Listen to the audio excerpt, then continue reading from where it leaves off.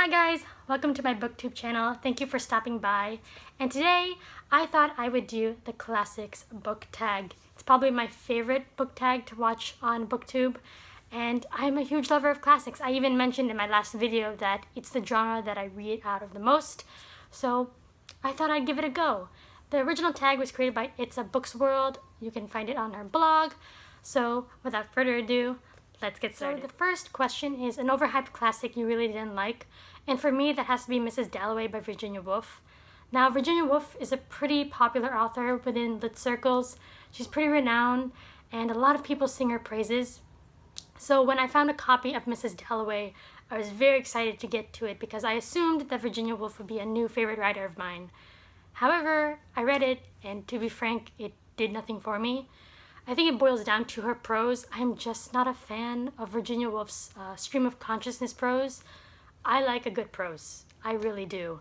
I love the prose of F. Scott Fitzgerald, Thomas Hardy, Toni Morrison, and I feel that with their works, their prose does a good job of not only being beautiful and moving, but it's able to capture you, able to pull you into the story, help you get invested in the characters and everything.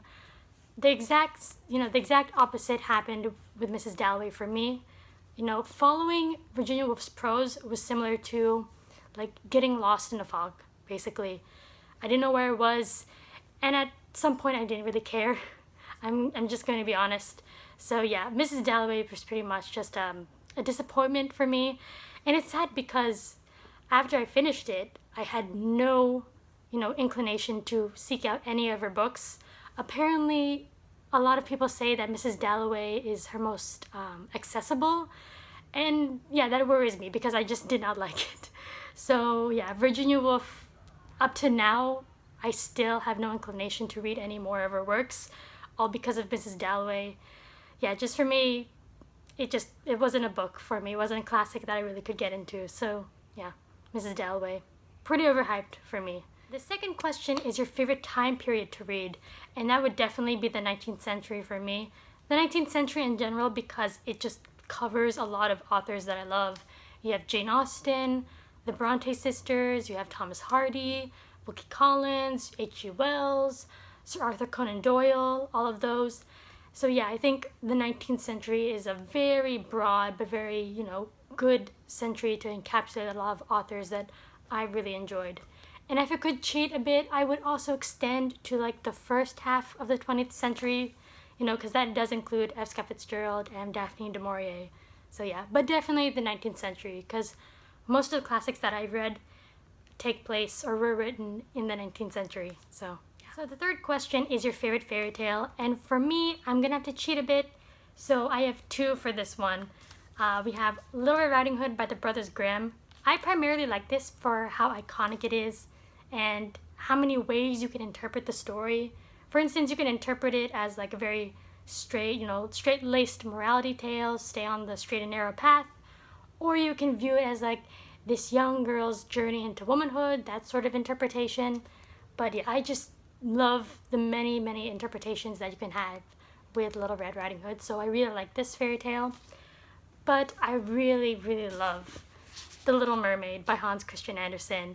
Now, I read this after watching, the Disney film because it is my favorite Disney film, and I'm not gonna lie, this broke my heart when I first read it. But despite all of that, I still find it so beautiful and so bittersweet at the same time. Hans Christian Andersen is my favorite fairy tale author, mainly because when you read his fairy tales, you can get a sense that they come from a very personal place, and there's a lot of sincerity that is put into his works. And yes, they end tragically. I like to think it's a bit of like, Thomas Hardy-esque and how tragic some of them are, but there's still a lot of beauty to be had and a lot of beauty to be seen, especially in The Little Mermaid. So yeah, love it. Now the fourth question is the most embarrassing classic you haven't read yet, and for me that would have to be any Russian classic. I've only read two. I have read Eugene Onegin by Alexander Pushkin, and I have read The Master and Margarita by Mikhail Bulgakov. I have not read Dostoevsky, I have not read Leo Tolstoy, I have not read Anton Chekhov, and I really want to read more. A lot of people are a fan of Russian classics, so I feel like I need to spread my spread my wings and journey more into Russian lit. So yeah. Now, number 5 is the top 5 classics you want to get to soon. And I'm just going to limit this to my physical TBR. So the first one we have here is The Garden Party by Catherine Mansfield. Now, I've heard her name been tossed around a few times before in lit circles. However, the main reason I wanted to get The Garden Party was because I came across an article one time talking about F. Scott Fitzgerald. That during a drunken fit, he ended up breaking, I don't remember if it was his shoulder or his arm, but he had to be in a sling, basically, and he had to have a nurse to look after him. And apparently him and the nurse got along quite well, and he ended up giving her a list of books he'd recommend, and one of them was The Garden Party by Catherine Mansfield, so I'd gladly take a recommendation from F. Scott Fitzgerald. The next one is The Portrait of a Lady by Henry James. I have read other Henry James novels before, like The Turning of the Screw, or The Europeans, Daisy Miller, but they were all like 2 to 3.5 stars. But I know The Portrait of a Lady is his most well-known and his most beloved, so I'll try this one.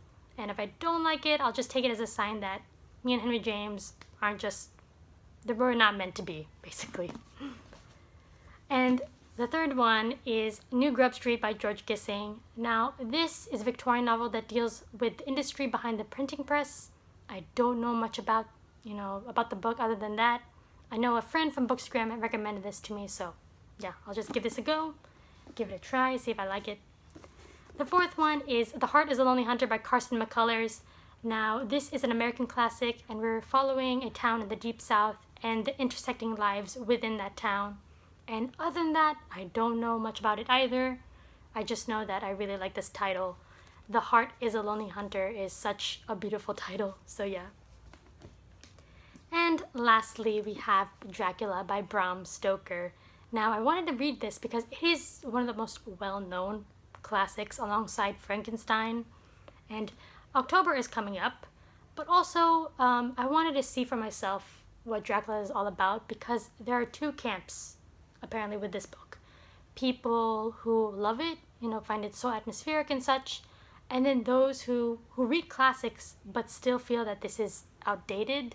I don't know. I just want to see which camp I fall under after I read it. So, yeah. So, number 6 is your favorite modern book or series adapted from a classic. And the only one I can think of right now on the spot would have to be Sherlock, the BBC version with Benedict Cumberbatch and Martin Freeman. I just really feel that the Sherlock Holmes mysteries are just a good story to adapt in modern times. I think it fits the most compared to other stories. Yeah, I really enjoy it. I even got my dad to watch it, so yeah. BBC Sherlock. Now, number 7 is your favorite movie or TV series based or adapted from a classic. And for me, I love a lot. I love the 1995 Pride and Prejudice. I have a soft spot for the 2005, Pride and Prejudice. I also love 2006 Jane Eyre. But if I'm going to be honest, 1995 Persuasion is my favorite. It's my favorite Jane Austen adaptation. It stars Amanda Root and Karen Hines. I love it. I love how the director was very committed to the whole wanting to be, I guess, authentic or, very natural with the look. There were no makeup touches on the actors. They used natural lighting, so that's just candlelight and daylight. I like how people look just normal. Like, they don't look the typical Hollywood pretty like. They just look like regular people. I just love that. And Persuasion is my favorite, Jane Austen book, so I am partial, but yeah. 1995 Persuasion. I highly, highly recommend it. If you haven't watched it, please go watch it. Number 8 is the worst movie classic adaptation, basically. And for me, it's kind of hard. Like, I haven't found one that I really despise, although I just recently watched the 2007 Persuasion, and the way they handle the pivotal scene in that movie, it is insulting a bit. But I guess 2007 Mansfield Park, it's not bad by all means. I actually like putting it on in the background while I'm working, but I think it boils down to the fact that Mansfield Park by Jane Austen is just so hard to adapt to a film. I think a lot of people, what they end up doing is either just like changing the story or just changing the character of Fanny Price so much. So yeah, I think it's just going to be so hard to adapt Mansfield Park. A lot of the intrigue is inward, learning stuff from Fanny's point of view, her perspective. So yeah, I don't think, we're going to have a really good Mansfield Park adaptation for quite a while, or even if they'll ever do another one. So number 9 is what editions of classics you would like to collect more of. And I'm going to do 3. I'm going to do 3 because if I don't limit myself to 3, then we're going to be here all day. So the first one you've already seen is the Penguin English Libraries. I love these. I love them so much. I think they just get more and more beautiful as more released. So they're so gorgeous. I love the orange spines, all the matching orange spines. I love, the fact that they're affordable as well. That really helps a lot. And they're just gorgeously designed. So yeah, I really want more Penguin English Libraries. I also really want to get some more Penguin Modern Classics. I do love these. Usually I would like the white spines, but I'm also getting into the teal ones as well. I just think that the photos they choose for the Penguin Modern Classics are just fantastic, so I would like to get some more Modern Classics. And then lastly, a more recent collection I've been wanting to get into is the SF Masterworks. These are science fiction classics.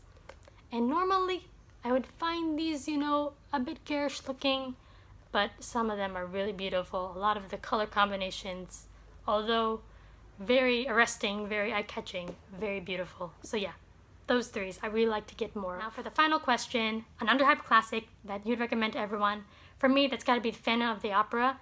This is a case in which the adaptation, in this case the musical, became much more popular than the book, but I love both of them. I love the musical and I love the book that it was adapted from.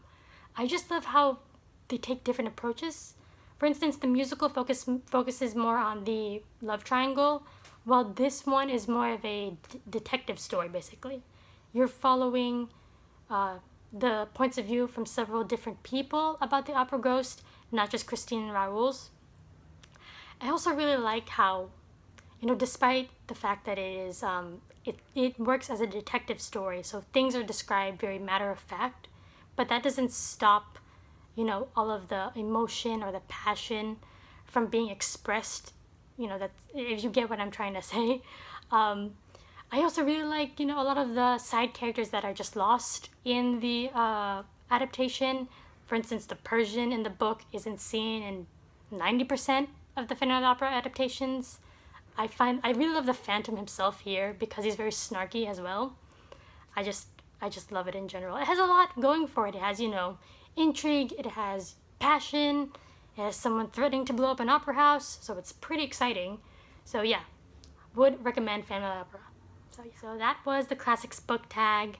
Thanks for sticking around. I really like to know what your answers would have been, for the questions that I mentioned. And once again, thanks for visiting and see you next time. Bye!